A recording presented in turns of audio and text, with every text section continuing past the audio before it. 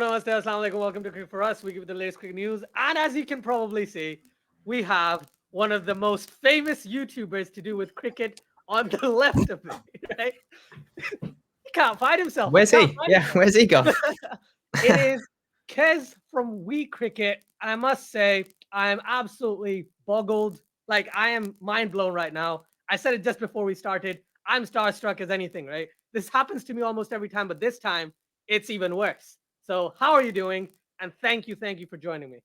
Thanks, mate. Yeah, thanks very much. It's nice to be talking to somebody other than Dan about cricket. It's quite nice to kind of boot him out for a bit and talk to somebody else. But yeah, thanks a lot for having me on. I'm looking forward to it. Awesome, brilliant. Right. So, what we're going to do, we're going to talk about the India-England series. We're going to do a very quick review of the third test and then dive deeper into the fourth test. Just more of a preview of sorts. So, I'm going to ask you a question. What did you think of the third test? Yeah, that's what you named it before we started. It was absolutely bonkers. And it obviously doesn't happen very often because it was 1935 or something the last time we had a test match like that. It was exciting. It was entertaining at times. You don't really want test matches to end inside 2 days, but while it was happening, it was difficult to take your eyes off it because there was so much happening all the time. And as an England fan, it wasn't particularly, nice to see the ending and how it panned out. But yeah, I mean, I don't know how many more test matches we're going to get like that, but yeah, it was bonkers. It could be that that Thursday brings a one-day test match. Who knows? Like, imagine. I think they're actually looking into not having 2-day tests anymore. They're gonna. We've seen the pitch and we saw the pitch before the other match. Yeah. And the assumption was it was going to be a green surface. They were going to have swing and seam, but that didn't really work out, did it? No, it didn't. Not at all. No. I don't know about the pink ball was a thing as well, wasn't it? Because nobody really knew what that was going to do, and I don't know how much of an effect that had. But yeah, very strange. Strange is probably the right word. I've actually spoken to quite a few people about the pitch and everything, and the consensus is it's an amalgamation of the pitch, the ball, and difficulty playing spin. Right? Not the sharp turn. It's the fact that when the ball pitches on this type of surface, the pink ball especially, it skids on. It skids on. When it skids on, it's a lot faster, isn't it? And that's where a lot of the wickets kind of fell. I think it's 20 or 21 wickets. 21, yeah. 21 wickets. Yeah. Fell to a straighter delivery. I was like, wow, that's I don't know how someone sat down and actually calculated it, but it's a fantastic feat from both sides because Joe Root got what, like 5 wickets in an inning. Yeah, I mean, if that doesn't sum the test match up, I don't know. I mean, Root can bowl. He's a decent bowler, but I'm not sure he's 5 for 8. I think that's the best figures for any England off spinner ever. So, I mean, that kind of sums that up pretty well. It's just ridiculous. It definitely is. Right. That's great. I'm glad you thought similar to a lot of people that it was a strange match. If we look to the fourth test match, which starts on the 4th, what do you see in terms of any changes from the England standpoint? Bairstow at 3, is that a viable option now after scoring? I don't know. If we discount Sri Lanka, right? Even there it wasn't great, but it was still okay, right? Discount Sri Lanka, his statistics in Test cricket have not been the best. So would you play him? Would you keep going on with him? Because I don't think they're going to do something similar to what they did with Moeen, play him one match out of the 4 he was meant to play, and then he's going to fly back off. I think Bairstow got that rest. He's going to come back. He's gonna play the other 2 matches. I agree. Yeah, I agree. I don't know what will happen with him after this series going into the English summer. I've got no idea. I'd be really surprised if he's batting 3 in England, considering with the sort of issues he's had with getting bowled. Yeah, he was named Bairstow after that third test after a pretty shocking kind of effort there. But yeah, he has to play. I mean, they got him straight back in when he had after he'd had that rest, and yeah, it wasn't an easy pitch to bat on, but yeah, he still managed to bag a nice pair. But yeah, I see him batting at 3. I see him continuing there for this test match at least. What about someone like Dan Lawrence? We saw him do fairly decent in his first series against Sri Lanka. Then in the other 2 matches in India, he didn't have the best time. Do you not think he should have lasted the entirety of the tour, or do you think it's more of he was there because Bairstow wasn't? Possibly, yeah. It's weird. As soon as they kind of got rid of him as soon as they possibly could. It seemed a bit strange. I mean, he did look like he was struggling quite a lot. But yeah, he did look good in Sri Lanka for that innings. Certainly that first innings he had on his debut, he got 70 odd, didn't he? But yeah, since then he has struggled. And maybe it was the right thing, but yeah, it did seem pretty quick to get rid of him. They kind of shoved him up to 3 to allow Pope to bat at 6, and he's been struggling as well. So yeah, it was slightly strange, but yeah, I don't see them going back to Lawrence at this stage now. No, fair enough. I think I this is the funny thing. Rory Burns as a player, Yeah. I don't I don't understand. He's a decent player, but he's had a similar record to, the other Burns, but from Australia. He hasn't been great over the course of the last over a year now. And do you see Zach Crawley being a permanent opener for England? Because I thought he was pretty good at 3, and that innings against Pakistan, which I clearly did not like as much as a lot of other people. I was like, "What are you doing? You're like Yeah. 250. Chill out, man." But yeah, do you see him opening, or do you think that England will be looking at not just for this series, but potentially another opener moving forward? Yeah, well, I kind of saw Crawley as a number 3, but when I was talking to Dan and other people, they were thinking that maybe his long-term future was as an opener. Um, so yeah, I'm not sure about Crawley. I think he's probably going to be one of those guys that for a little while is going to get pushed up and down, which isn't going to help him a great deal. To be honest, if it was up to me, I'd like to see him at 3 and just bat at 3. I think he's the perfect kind of guy. He can counter attack. He's got a solid enough defense. Um, Maybe not in the spinning conditions, but yeah, he looked so good in that first innings. Um, He Certainly was against the seamers. yeah, he was 53 or 53 or 52 or 50, something like that. I was like, He's timing it so well. yeah. And Yeah, then, the spin kicked in, and then he just scored 1 run. And then in the next exactly. inning, he was playing on the back foot to Aksa Patel Mm. on a pitch where you don't go to the back foot or someone like that. So no, I'm still in Nick. I can be fine. And then he just got out on a first First ball. ball, yeah. Yeah. Yeah, on Burns as well. Burns is an interesting one because like I feel like he's looked quite good when he's been batting. Like the first day of the whole India series, he looked good, and then he played that horrendous reverse sweep. Um, and even the other day, he was looking good. He was sweeping well, and then he kind of tried to work one into the leg side and got caught. I think he's looked okay, but he has a few dozy moments. I mean that reverse sweep was really, really. I was just thinking in an over that he'd come down the wicket. I remember he'd come down the wicket and hit Ashwin through sort of wide mid on, and it Yeah. was kind of like, oh, okay, he's looking good here. And yeah, the pitch then in Chennai was fairly, flat, but he was batting nicely, and he just threw it away, and it is frustrating. I think, and I think you mentioned it yesterday on your, Golden Ducks podcast, where you Mm, said, "Oh, Burns' tweet and all that kind of yeah, thing that happened." Do you see him actually coming back into the side for the fourth test, especially after that stupid? maybe not.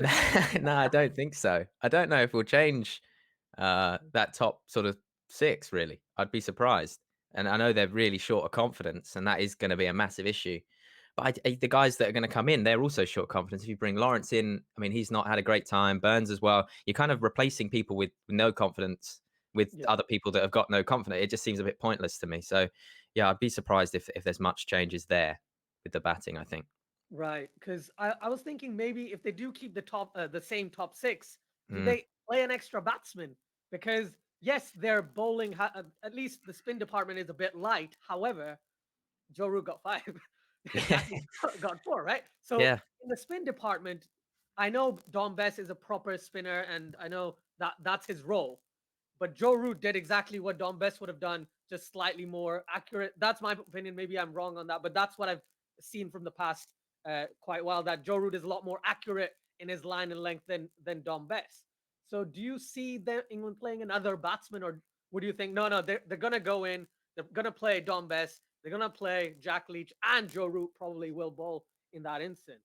I think with Bess, I mean, he's obviously been bowling a fair amount of pies recently. He's been throwing up a lot of full tosses, and that doesn't help. When you don't have Moeen and you don't have Bess in England's side, certainly when you play in these kind of conditions, having Jofra at 8 is laughable. Like when you think Axar Patel's batting at 9 for India, and you compare those two, it's kind of like, yeah, this doesn't look quite right. I don't think the balance is quite there in these conditions because obviously, if you were playing in England, you'd bat Wokes at 8, and that would be great because I mean he's an unbelievable bowler at home and he can bat as well. But in these conditions, Wokes can't play. So you need to find somebody. And I mean, Joffrey, bless him, is probably a number 12 in Test cricket at the moment, not a number 8. So yeah, that is an issue. I mean, the way that Bess has been bowling, I'd struggle to want to pick him because of his bowling, but because he does stuff for the balance of the side, it's difficult not to pick him. But like you said about Root, he's been bowling well. He bowled well in that. Obviously, he bowled well on a weird pitch. But I mean, surely Bess can bowl better than he has done. But it's been it's been a while now where we've seen a lot of inconsistency. Yeah, who could they bring in? This is the thing. I was racking my brain. I was like, do England go with the same side and they drop, let's say, Broad and bring in Bess, Hmm. or vice versa, or they drop James Anderson and then Yeah. Broad plays, etc. Bess and who? What do you do, man? This is the I've been racking my brain for three I days. think, yeah, it's weird. I don't think it would have made a great deal of difference, to be honest, if Best had played in that last game. I really don't. I think England still would have got absolutely finished inside whatever how many days it was, a day and a half. Um, so I don't think it's going to make. And I mean, if the top six are going to collapse like they did and not score any runs, you're not going to win any Test matches. If you win the toss like England did, they got to do exactly what they wanted to do, and they were all out for just over 100 in that first innings. If the top six don't score runs, you can't rely on Folks and Best to score you 100. I mean, Best is going to, if you're 300 for six, Best will come in and get you some handy runs. He's definitely not going to be winning any games for you with the bat down at 8.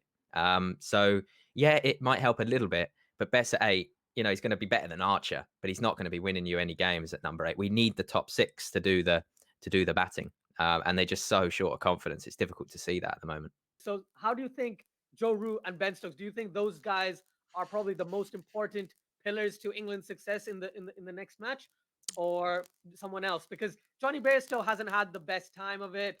Sibley looks good when he's in, when he can play that long innings, but I don't see him as well equipped to face spin as someone like Joe Root or Ben Stokes. Maybe even Johnny Bairstow, because he's pretty good against spin, isn't he? But just Yeah, he doesn't does play. play spin well. Yeah. Yeah, Root and Stokes are our best players by quite a distance, aren't they? They're the ones that we want to rely on.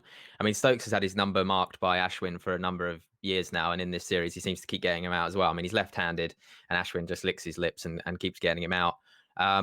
England are very reliant on Joe Root as well. Like we saw in that Sri Lankan series, he scored massive runs, and England won. And the confidence in the team when Root's out there, I can imagine, is just sky high. It is a bit of a, maybe a little bit too reliant on Root, to be honest. And he's a fantastic player of spin, but we need a decent start from the openers to bring Root in a bit later, and then hopefully Stokes, because Stokes did have that 80, didn't he? Where he kind of counter-attacked and looked good. And again, it's Yeah. on a completely different pitch where perhaps it wasn't spinning that much. But if you can get him coming in a bit later, and not when the Indians are kind of partying, 12 for 3 or whatever it was, or whatever it could be, maybe that'd make a slight bit of difference. A bit of a partnership at the top of the order would it'd be amazing as an England fan, just to have a bit of, just relax a bit instead of just sitting there waiting for all the wickets to come through. Speaking of wickets, do you what would you, as an England supporter and England cricket analyst, whatever you want to call, I'd call you like one of the biggest cricket analysts on YouTube, but you're not going to believe me. So, No, I'm not um, going to believe you. No. so what do you see? What would be the best pitch for England in the fourth test? Because I've spoken to a couple of other people who are actually kind of monitoring what's going to happen in Ahmedabad. Um, the pitch might actually, they might produce a flat pitch completely, because India might be scared of the fact that Joe Root gets a fifer again. That type of situation can come about, because they were 114 for 3, India was, and Mm. they were 145 all out or something like that. And Joe Root took 5, Jack Leach took 4. It was very, very reminiscent of some of the collapses India has had over the past few years. We saw a huge collapse against Australia. We saw a collapse against New Zealand, South Africa. Like, we've seen them collapse against all sides around the world. So, from an England perspective, what would be the best pitch? Again, you can't have a green pitch; it's probably unlikely. But what would be the ideal pitch for the English batsmen to kind of get their gears in? Yeah, I mean, the pitch in the last game maybe was, because of that pink ball, made it worse than maybe it was. I think if we were to win the toss, we'd perhaps like to see it turn a little bit less. I mean, our skills, our batters, and the skill that they've got just isn't. They're not capable of batting on these pitches. So for it to be later on in the game would help us a massive amount. But at the same time, these guys need to suck it up. This is India. This is this is what the conditions are like. India are allowed to produce pitches like this for their spinners. Their spinners are amazing. They've bowled so well. I mean, I think people have been quite surprised by how good Axar Patel has been, and the record that he's got at the moment. He's averaging 9 with the ball in this series. It's ridiculous. But I mean, they just need to bat better. Like, you can whinge about the pitches all you want, and I don't think the players have, to be fair. That it's been a lot of the media, but we just haven't got the skill when it's really turning like it has been, to do it. We saw in Chennai that they can bat on these kind of pitches when that was a very flat pitch, and maybe that's a slightly different story. But yeah, maybe not as much turn on day one would be quite nice, but I can't see it.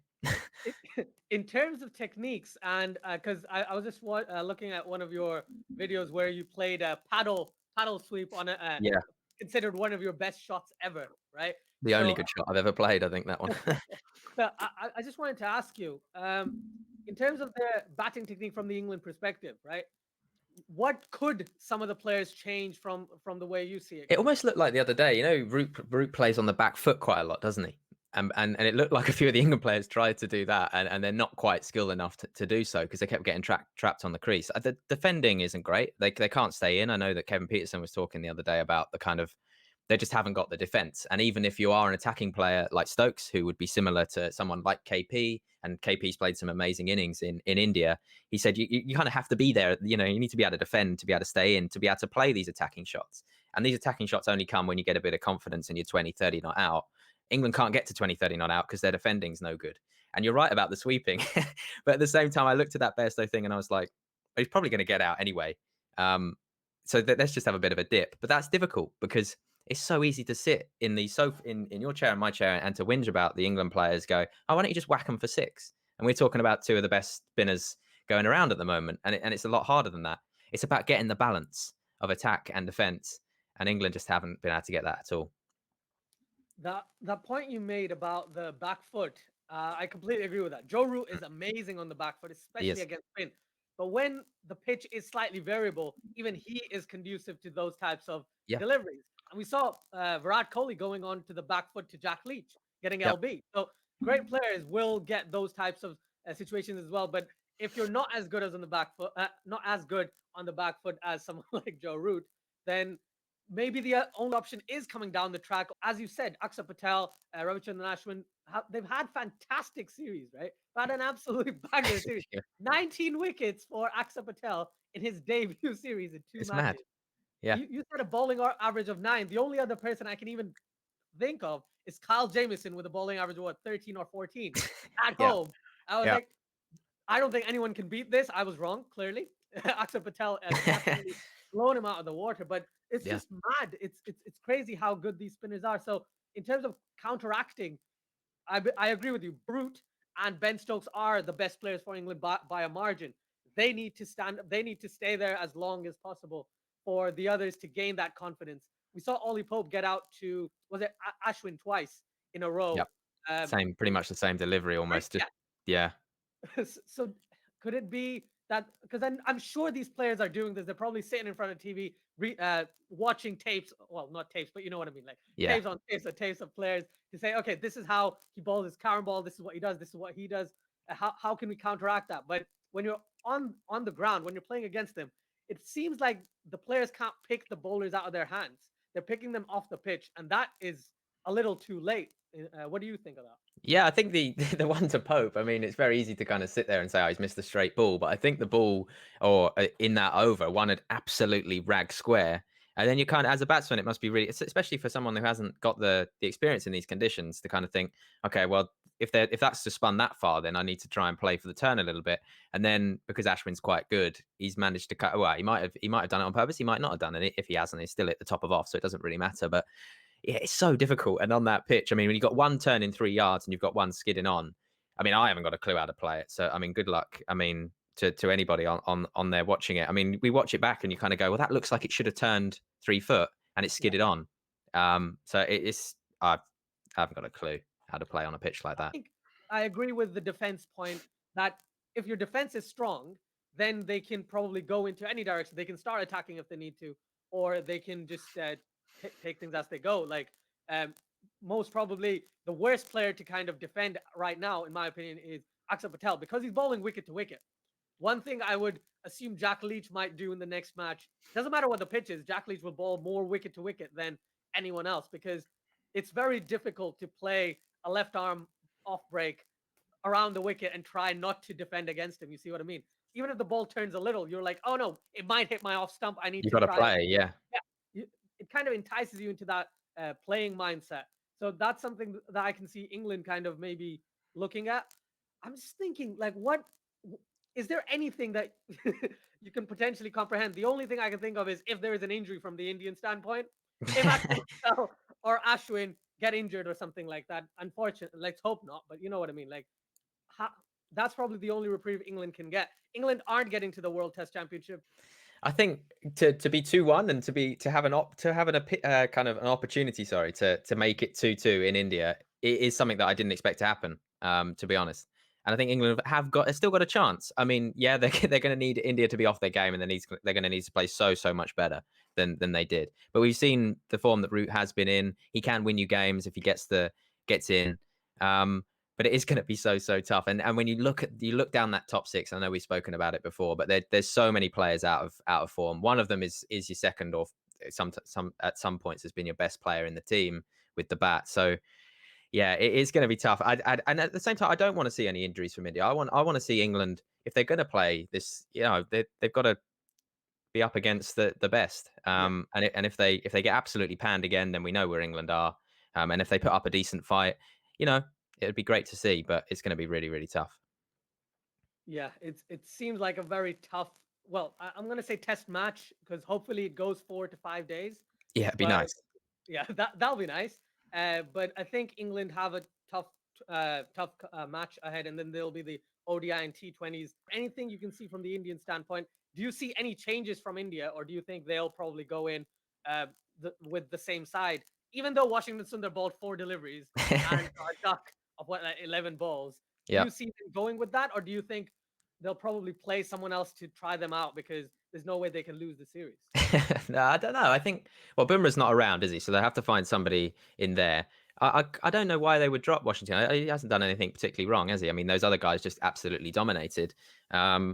So yeah, I'd be surprised if they're not going to change too much, really, are they? They really don't need to. And while they've got Ashwin and Axar in the team, there isn't a great deal to really worry about, to be honest. So as long as those two keep bowling well, which I don't see that changing, to be honest, it doesn't really matter. I mean, the seamers have been pretty quiet, haven't they, in the whole series, as kind of expected.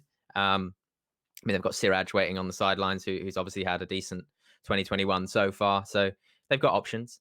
But yeah, like I say, when they've got those spinners around, then it doesn't really matter, to be honest. They could potentially even play Kuldeep as instead of Bumrah, and they have more spinners. Yeah, just four spinners. Oh my gosh. Yeah. I mean, he was a bit of a passenger as well, wasn't he? Bless him. He didn't have much of a game, similar to Washington. I mean, he might have bowled a few more overs than Washington did in that second game, but yeah, they've just got spinners coming out of everywhere, haven't they? England loses the series. Let's assume that, or basically can't win the next match. Australia doesn't go through. India goes through to the World Test Championship final. Yeah. Where do you see England as a test team? Who would be the one player you'd actually drop out of the side? I don't see Bairstow playing too much at home. I really don't. I think England have been pretty good in Test cricket recently, and I know you go to India, you don't really, as much as you want to win, fans and other kind of pundits and people don't really expect much to happen. India don't lose at home very often, and when they produce pitches like they have, it's next to impossible to beat them because they've just got the best of the best in both batting and in bowling. When you watch Rohit Sharma bat on it, you're like, I swear he's batting on a different pitch here because this isn't fair. And I know we haven't got the bowlers to kind of take advantage of it like the Indian guys have, but we've seen Leach, who's really improved and got so much better, and I'm sure he's learned a lot from this series and from the Sri Lankan series as well. So I mean, he's shown some amazing improvements. But yeah, I don't think it needs to be all kind of doom and gloom for England. I really don't. I mean, everybody goes to India and everybody struggles. It's just the way it is. And yeah, we've had a lot of people out of nick, but England are still going to be good at home. They're still going to be strong at home. I'd imagine when India come over here in the summer, when New Zealand come over here, we're going to have great series. And England are going to continue to be good at home because they've got the right players for those conditions as well. So yeah, I really don't think it needs to be all doom and gloom. Yeah, we're probably going to lose this series, and that's fine. But kind of, it was kind of what was expected, really. And we've won a game in India. I know it's only that first game, but I think that should be something to be celebrated. Recently, Joe Root, right? I said this to a friend of mine. He has his own YouTube channel called Quality Shot, and he said this might be the year for Root because every out of the Fab Four, all of them have had a year where they've been the best of the best. Yeah. Okay? Joe Root hasn't had that. He's had a lot of times where he's second best or third best, but he hasn't had the best time of it. And already, what is it? 600 or 700 runs already in this He's year, going well. and it's been 2.5 months. Yeah. So could be the year. Do you see, number one, do you see this being Joe Root's year? And the second point is, who do you see as the player of the series for India England? I think the Root comment, I mean, he's had an unbelievably good start. I think as well, he's got a massive year for his captaincy as well, hasn't he? I mean, we've got a big series at home against India, and obviously New Zealand coming over as well. And we got the World Cup, which he might be in, but I'd imagine he'd get rested. He might be in the squad, I'm not sure. And then the Ashes at the end of the year, it's a massive year for him. It's going to be really tough. And if you look back at the year and you go, okay, he's averaged 50 in a year where you've had an Ashes, you've played away in India, and you played India at home, I think you'd go, well, that's a pretty good year. But he's definitely got the ability to average more than 50. And if he does, I think it'll be one of his best years by a mile when you consider the sort of players that he's been up against. So in terms of a a player of the series, from an England standpoint, I think Leach has been really good. He's been a top performer. I think it's been great to see him improve, like I said a second ago. And when you look over at India, there is so many people that you can choose from. I mean, Virat hasn't been great. We've seen glimpses from him, and you kind of always expect Virat to be the main man, don't you? When you play against India, he hasn't been. Rohit's been amazing, and Aksar's been an absolute superstar. And it'd be really interesting to see how Aksar goes when he has to go and play away or when he plays in different conditions. It'd be really interesting to see how his career progresses. I mean, Ashwin's been great as well with the bat as well. I mean, he's been Mr. All-Rounder again. So yeah, India have been fantastic. But it's been great to watch Rohit bat. And that's probably been a highlight for me, I would say, because the conditions are very suited to spinners. You expect spinners to do well. I think Rohit's really shown his class in these conditions. Yeah, definitely. The 91 he scored in total in that entire test match. Yeah. Was it sounds ridiculous, but yeah. Yeah, I know, because it's like 400. The only other person scored a 50 in the entire match. Yeah. Talking too much about that match just kind of you can't get your head around it. Yeah. It's just so basically, what you're saying is, so you believe, in your point of view, from England's standpoint, it'll probably be Jack Leach because of the way he's improved, the way he's bowled. He's been in terms of the bowlers, he's the only consistent bowler in all three matches, right? So far. And he's probably going to play the fourth as well. Yeah, definitely. Oh, he has to. Yeah, I mean, Anderson showed, what he can do in that first test, didn't he, with that unbelievable over. But I mean, you can't really expect too much from a seamer in these conditions. And Root had that unbelievable innings in the first test as well, and he's been great. But I think just the way that Leach has kind of come back, and like I said a million times now, but the improvements that he's shown has been great to see, and hopefully England stick with him now. Fantastic. Right. Okay. So all I want to say is thank you so much. No, thanks for having me. It's been fun. Honestly. All I want to talk to you for an hour and a bit. However, it's gonna this video is gonna get really long, and I don't want to finish that video. But honestly, thank you so much, man. Really appreciate it. For everyone watching, you already know who this is, right? You know who it is. Otherwise, go to YouTube, just type "We Cricket," and you'll find who Kez is, and his partner in crime, Dan, who is actually Lewis Gregory in disguise. But definitely, he is. I saw Lewis Gregory play in the PSL, and I thought, wow, now I see what everyone's talking about. It really is uncanny, isn't it? Yeah, it's unbelievable. It is. But no, thank you so much, and thank you everyone for watching. Please like, share, and subscribe to Cricket Forest 2.0. Then go over to We Cricket, Golden Ducks podcast. Go to Spotify. Go everywhere. Like, share, subscribe, all of their content, and then come back here, like this video. Tell us what you thought about the discussion. Tell us what we could have talked about and I forgot. Tell me everything. And thank you very much. And until next time, have a wonderful day and take care.